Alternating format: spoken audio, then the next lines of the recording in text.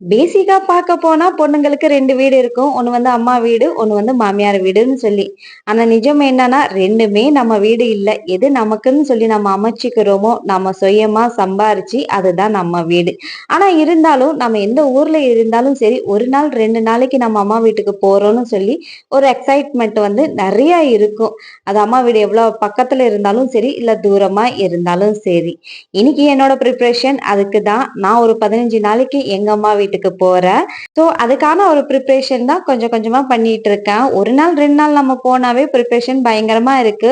இது நான் ஒரு 15 நாளைக்கு போறேன். அப்ப எவ்வளோ ப்ரிப்பரேஷன் இருக்கும். எக்ஸைட்மென்ட் நெறைய இருக்கு. ஆனா அதே டைம்ல வந்து 15 நாளைக்கு நம்ம போனோமா, போன வேலை முடிஞ்சதுன்னா நம்ம சீக்கிரமா வந்துரலாம் அப்படின்னு ஒரு ஃபீல் இருக்கு. ஏன்னா நம்ம பொண்ணுங்க வந்து இதுதான் நம்ம உலகம்னு சொல்லி நம்ம இருந்துட்டோம்னா, நம்ம எங்க போனாலும் சரி சீக்கிரமா நம்ம வீட்டுக்கு போயிரலாம்னு சொல்லி ஒரு ஃபீல் இருக்கும்.